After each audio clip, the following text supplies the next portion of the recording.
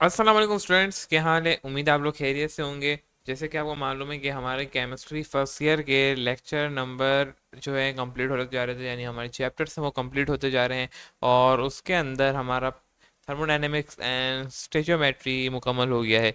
आज हम new chapter का आगाज़ करने जा रहे हैं जिसका नाम है गैसेस।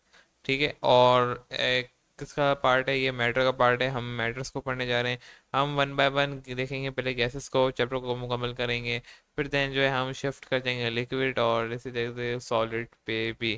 वेरी इजी चैप्टर है, कोई इतना मुश्किल नहीं है। चंद बस बातों का ख्याल रखना होता है, बाकी हो जाएगा। मेरी कोशिश यही होगी कि मैं आपको पहले छोटे छोटे चैप्टर करा दूं, जब ये हो जाए तो फिर मैं बिग चैप्टर की तरफ जाऊं, जो कि आखिर आपके एटॉमिक स्ट्रक्चर हो गया या फिर जो हाइब्रिडेशन हो गई। सोचा हुआ है, अभी कंफर्म नहीं है। खैर, स्टार्ट करेंगे अपने लेक्चर को। स्टार्ट करने से पहले मैं अपना इंट्रोडक्शन देता चलूँ कि आप जिस चैनल को देख रहे हैं वो है बायोलॉजी को, और उसको जो ऑनर है मोहम्मद हमाद यानी मैं हूँ। और ऐसा बायोटेक्नोलॉजीज, मैं यहाँ पे आपको केमिस्ट्री एंड बायोलॉजी के लेक्चर्स पढ़ा रहा हूँ, वो भी फ्री ऑफ कोर्स। एक प्रीमियम लेक्चर यहाँ पे आपको डिलीवर किया जा रहा है, चाहे वो 9 का हो, 10 का हो, 11 हो, 12 हो।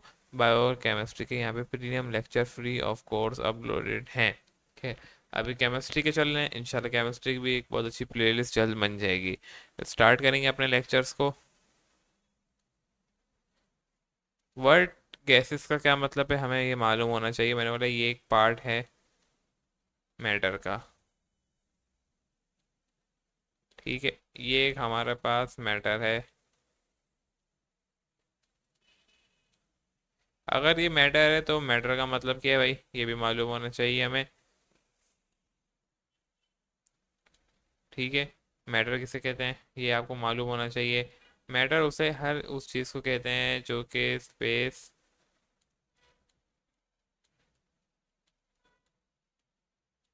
ऑक्युपाई करे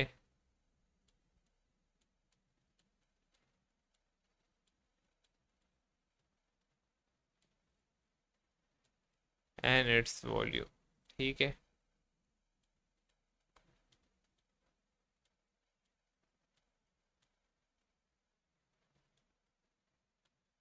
ठीक हो गया। मैटर की ये सारी डेफिनेशन हो गई। अब गैस क्या है, मैटर का पार्ट है। गैस क्या एक मैटर है। मैटर क्यों है, क्योंकि मैंने बोला मैटर की डेफिनेशन यही है कि वो स्पेस, जो भी स्पेस ऑक्युपाई करे वो मैटर होता है। और गैस बिल्कुल ऑक्युपाई करता है आपका स्पेस। अगर आपने घर में प्रैक्टिकली देखा होगा, डेली लाइफ के अंदर भी देखा होगा, कोई न्यू चीज़ नहीं है। गैस के ऊपर पूरी थ्योरी दी थी जिसका नाम था, आज हम उसको पढ़ेंगे, काइनेटिक मॉलिक्यूलर थ्योरी को पढ़ेंगे, यानी काइनेटिक KMT, जिससे ब्राउनक्यूल ने दी थी KMT को। आज हम ये पढ़ने जा रहे हैं। अगर मैं यहाँ से आपकी किताब खोलूँ तो ये देख सकते हैं। वन सा मिनट देखें। काइनेटिक मॉलिक्यूलर थ्योरी हमें पढ़नी है आज। अच्छा, इस काइनेटिक मॉलिक्यूलर थ्योरी को देने वाले कौन थे भाई। सबसे पहले अगर मैं थ्योरी को आपको दी थी, वो थी आपकी डायनेमिक बेर्नौली ने। फिर इसको एक्सप्लेन मार्क्स और ये सारे देते देते चले। और इस तरीके से आपकी काइनेटिक मॉलिक्यूलर थ्योरी इजाद हुई है। ठीक हो गया। अब इसके ऊपर चंद बातें हैं कि गैस क्या होता है। Large molecule tiny consist large molecule tiny particle called molecule. Molecule में मोनो डायटोमिक।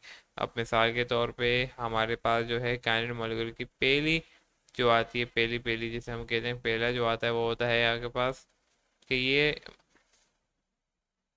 जो है गैस, यानी आपके पास जो गैस है, बल्कि काम किया जाता है, हम प्रॉपर्टीज लिख रहे हैं KMT के अंदर। तो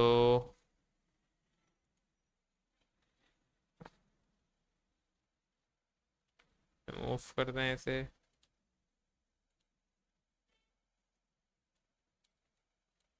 कंसिस्ट ऑफ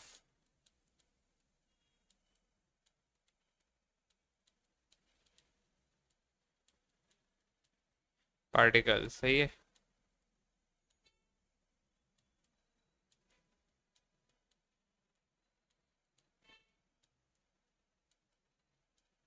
और उसे हम मॉलिक्यूल कहते हैं।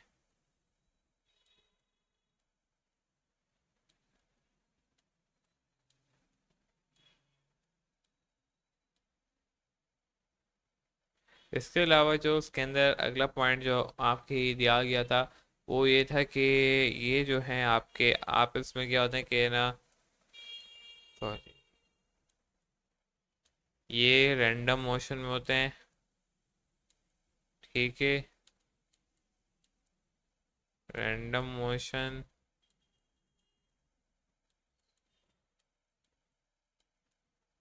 और तो और साथ में ये आपस में कोलिजन करते हैं भाई।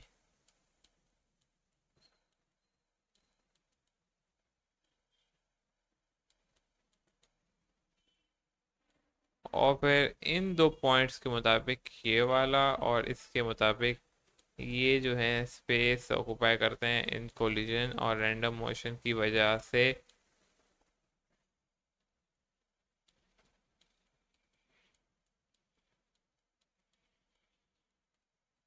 अब ये स्पेस ऑक्यूपाई कर रहे हैं और ये जब स्पेस ऑक्यूपाई करते हैं इसी बुनियाद पे एक और पॉइंट निकलता है कि ये फार भी होते हैं।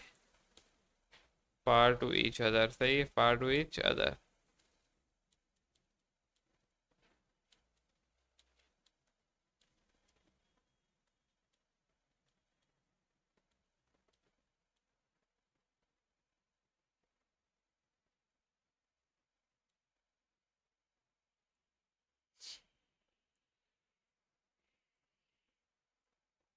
जैसे देखें, अब ये कौन से यहाँ पे देखें रैंडम मोशन में होते हैं।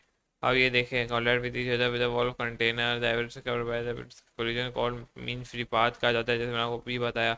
यही बातें मैंने बताई। गैस एक्सिट प्रेशर में wall collide with a wall और कंटेनर प्रेशर एक्सिट होता है। अभी हमें प्रेशर के बारे में पढ़ना है। व्हाट इज प्रेशर, उसको हम डिटेल में देखेंगे आगे जाके। There is no force of attraction among the ideal gas molecule such as molecule independent. सही, ये सारी बातें यहाँ पे लिखी हुई हैं।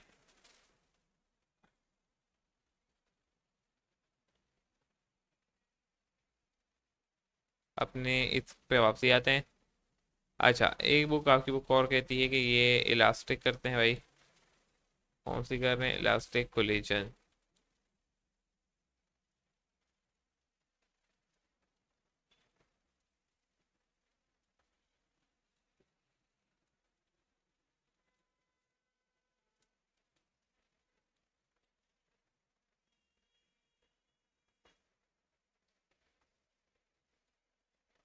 और जब ये इलास्टिक कोलिजन करते हैं तो मैंने आपको बताया कि जब ये कोलाइड करेंगे आपस में तो जाहिर सी बात है एक और बात पता चलेगी कि या तो ये आपस में करेंगे।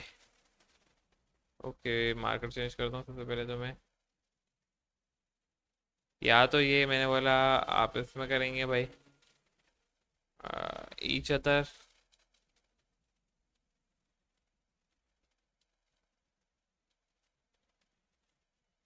और या तो फिर ये जो ईच अदर के साथ करेंगे या तो फिर जो है आपस में करेंगे।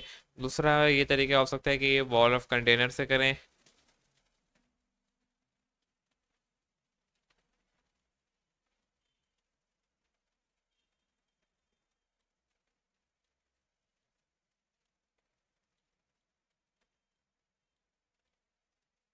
तो इस बुनियाद पे जब ये एक दूसरे से क्या करेंगे, कोलाइड करेंगे या वॉल के साथ, तो प्रेशर एक्सर्ट होगा, प्रेशर भी लगेगा जब कोलिजन होगी, जाहिर सी बात है। तो इसके नतीजे में हमारे पास एक पाथ बनेगा जिसे हम मीन फ्री पाथ कहते हैं।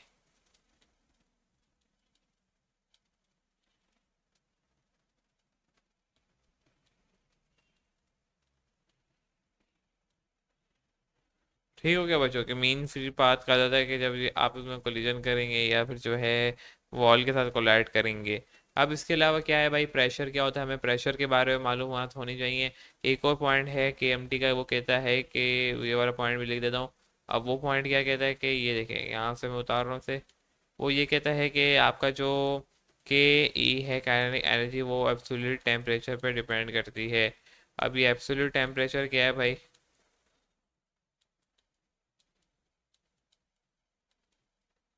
ये आप वैसे फिजिक्स में एब्सोल्यूट टेम्परेचर को डिटेल में पढ़ते हैं और ट्वेल्थ के लेक्चर में मौजूद है, लेकिन अभी आप फर्स्ट ईयर में तो जाहिर सी बात है आपको नहीं पता चलेगा। कि तभी मैं यहाँ पे बताया एब्सोल्यूट टेम्परेचर 273 होता है, जो कि एक नॉर्मल 273 इज एब्सोल्यूट टेम्परेचर। भाई आपसे एब्सोल्यूट क्यों कहते हैं, क्योंकि ये स्टैंडर्ड टेम्परेचर होता है, टेम्परेचर है भाई। अब ये क्यों स्टैंडर्ड है, इसलिए क्योंकि आप इसी टेम्परेचर से बाकी सब की find all value of temperatures.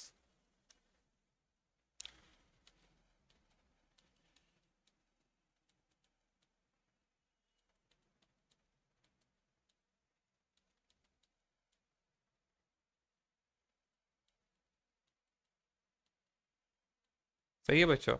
तो क्या क्या मालूम हो गया, हमें थ्योरी बिल्कुल मुकम्मल कर ली है। बिग जो मेन मेन पॉइंट्स है उसको एक्सप्लेन कर दिया है। अब इसके आगे हमें प्रेशर के बारे में पढ़ना है। तो प्रेशर स्टार्ट करते हैं। मुझे बस 1 से 2 मिनट का वेट दिया जाए, यानी ब्रेक के बाद मिलते हैं हम आपसे।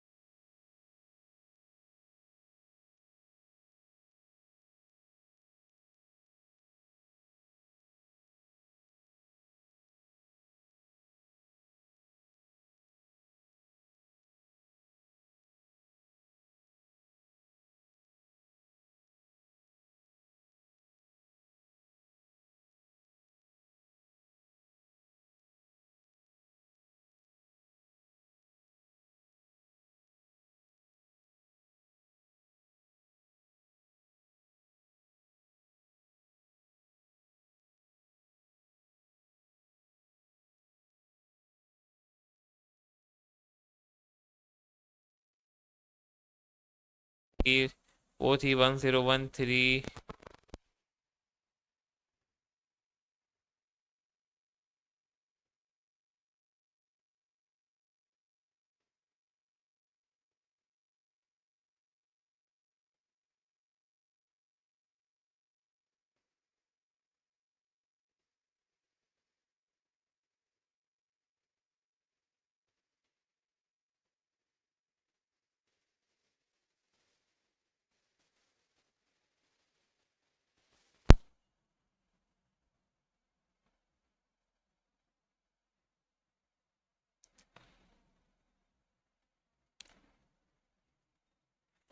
अच्छा, जो भी अभी हम पढ़ेंगे इसकी पूरी जो है यूनिट्स भी होते हैं, सही है। अब वो कैसे यूनिट होते हैं वो मैं अभी आपको हर एक चीज़ दिखानी है कि हम किस बुनियाद पे फार्मूला ड्राइव करेंगे। अभी आपने ये सारी चीज़ें क्या है पढ़ ली हैं, कोई ऐसी चीज़ नहीं होगी जो आपने नहीं पढ़ी हो, ठीक है। अब इन्हीं को देखते हुए हमें क्या करना है, इन्हीं को देखते हुए हम पढ़ेंगे कि कहाँ पे कौन सी चीज़ आती है, सही है। और जैसे कि हमें फार्मूला पढ़ने होंगे कुछ, मिसाल के तौर पे हमें पढ़ना होगा P V equal to N R T, सबसे मशहूर फार्मूला है आइडियल गैस का, ठीक है। अच्छा जी, यहाँ से थोड़ा सा मजीद ऊपर।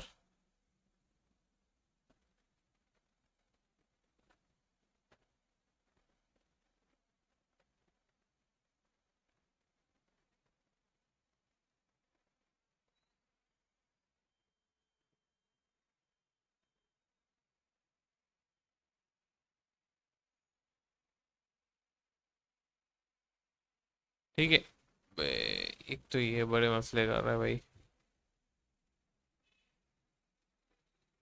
ये खोला। फिर हम इसको लिखते हैं मरकरी की बुनियाद पे भी।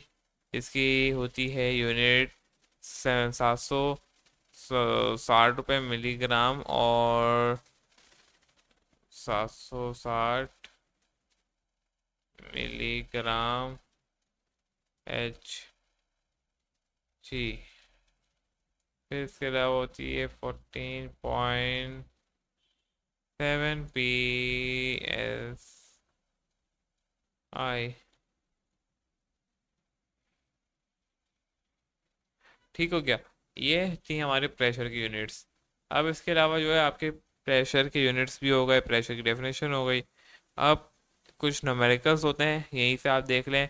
ये आपकी न्यूमेरिकल्स हैं, जैसे the pressure gas converted to P S I converted to 32.8 into किस में करना है भाई, एटमॉस्फेयर में, के पी ए में एंड टॉर्क में। सही हो गया। अब ये कैसे होगा भाई, अगर पास्कल है, पी एस आई है टू एटमॉस्फेयर में। जब आप एटमॉस्फेयर में करोगे तो आपका एटमोसफियर 180 के बराबर होता है एटमोसफियर। और आपको ये भी मालूम है, आपके पास जो है कितनी दे दी है, 32.8, ठीक है। और आपको ये भी मालूम है कि वैसे पी एस आई की वैल्यू कितनी थी, 14.7। आपने सिंपली क्या करना है, यहाँ पे पुट कर देनी चीज़ें, होगा 2.23 आंसर आ जाएगा। फिर P S in kilo pascal. Simple है भाई। आपने क्या करना होगा कि सेम चीज़ें रखनी है। 32.8 किलो पास्कल के अंदर है भाई, तो 1 किलो पास्कल के अंदर होता है 103.325। जैसे अभी हमने पहले यूनिट पढ़ी पास्कल की, क्या होती है यूनिट, यहाँ भी हमने पढ़ी। और 14.7 रखा, मल्टीप्लाई 22.8 से रखा, जो आपको दी हुई थी, कैलकुलेट आंसर आ जाएगा। और फिर टॉर्क में होती है 760 होती है, जैसे हम मिलीग्राम मरकरी टॉर्क कह रहे होते हैं, उसके अंदर आपने रखना होता है। और इस तरीके से आपका क्या है, आंसर आ जाता है कि आपने क्या करा, आपने 760 रखा, 40 पी एस आई रखा, मैंने 32.8 करा, जाको दी हुई थी, गिवन थी, इससे आपका आंसर आ गया। आगे आते हैं, यहाँ पे आपका एटमॉस्फेरिक प्रेशर एंड वेदर लिखा हुआ है, इसको छोड़ देना है भाई। एक बार रीड कर लेना अच्छे से। Absolute temperature scale on base of Charles law. सही है, आपने चार्ल्स लॉ को बहुत दफ़ा पढ़ा, the volume given mass inversely proportional to the pressure at constant pressure. ठीक हो गया। अब ये क्या कह रहा है, चार्ल्स लॉ और बॉयल्स लॉ आते हैं, सही है। बॉयल्स लॉ में डायरेक्टली हो जाता है, सही है। और यहाँ पे क्या है, पी क्या होता है आपके पास, जो है इन्वर्सली प्रोपोर्शनल हो जाता है। अब ये क्या कह रहा है, the volume of given mass of gas inversely proportional, सही है। अब ये क्या है, बी इज इक्वल टू, अगर इन्वर्सली प्रोपोर्शनल आ गया प्रेशर के मुताबिक, कांस्टेंट प्रेशर, जब आपका कांस्टेंट टेम्परेचर होगा, कांस्टेंट टेम्परेचर होगा, जब ही ये क्या होगा, एप्लीकेबल होगा। इसके आगे, इसके P1 V1 is equal to V2, ये सारे रहते हैं ग्राफिकली। एब्सोल्यूट ज़ीरो कब होगा, जब भी आपके पास जो है 273 होगा। इससे आप पीछे जाएंगे, आप जो है ज़ीरो पे पहुंचेंगे, जो 0 डिग्री टेम्परेचर, वहाँ पे आइस फ्लोट कर रही होती, जहाँ आइस, आपने क्या करना है, घर जाना है, आपने जो है जमानी है आइस को, सही है। आप आइस को जमाएंगे ज़ीरो पे रख के। जब आप ज़ीरो पे रखेंगे तो आइस तो जमी, लेकिन अंदर खोखलापन होगा, अंदर पानी होगा, ठीक है। और जब इससे आप नीचे चले जाएं, फिर बर्फ़ जमेगी और आपका एम्प्टी स्पेस क्या होगा, बढ़ता जाएगा। ये होती है लॉजिक ग्राफिकली एक्सप्लेनेशन की। ठीक हो गया। और the temperature given ideally equal to zero, उसे हम कहते हैं absolute zero temperature. Avogadro's law क्या कहता है भाई, एवोगाड्रोस लॉ कहता है अंडर द सिमिलर कंडीशन, सही है, जब आपका pressure equal volume, all the gas contain equal amount of moles, उसे हम कहते हैं एवोगाड्रोस लॉ। यहाँ पे इसके वो भी लिखनी है भाई। अब आती है असल चीज़, जो होती है आइडियल केस इक्वेशन। तभी मैंने वहाँ पे भी टाइम लिया, चार्ल्स लॉ आपने सब पढ़े हुए हैं, कोई न्यू चीज़ नहीं थी, ठीक है। तो वहाँ टाइम नहीं लगाया मैंने। चार्ल्स लॉ भी हमारा यहाँ पे आपने क्या करना है, खुद देख लेना है चार्ल्स लॉ को। वैसे वैसे मैंने बता दिया है चार्ल्स लॉ। फिर इसके बाद जो होता है बॉयस लॉ, ये आसान चीज़ें हैं, कोई इतनी मुश्किल नहीं है, सही है। साथ में जो है आपके पास आ जाता है उसे क्या कहते हैं, एवोगाड्रोस लॉ। एवोगाड्रोस लॉ हम पढ़ चुके हैं भाई, अच्छे से पढ़ा हुआ है, कोई ऐसी चीज़ नहीं है। चैप्टर नंबर 1 स्टोइकोमेट्री के अंदर, ठीक है। इन चीज़ों को हम पढ़ चुके हैं, तभी मैंने टाइम लगा। असल चीज़ जो आती है मुद्दे की, वो होती है आइडियल केस, वो बच्चों को समझ नहीं आती, उसको हम करेंगे, उसके न्यूमेरिकल्स करेंगे, लेकिन एक नेक्स्ट वीडियो के अंदर। आज के इतना ही, मुझे इजाज़त दीजिए। मेरा नाम मोहम्मद हमारा, टिल देन, अल्लाह हाफिज़।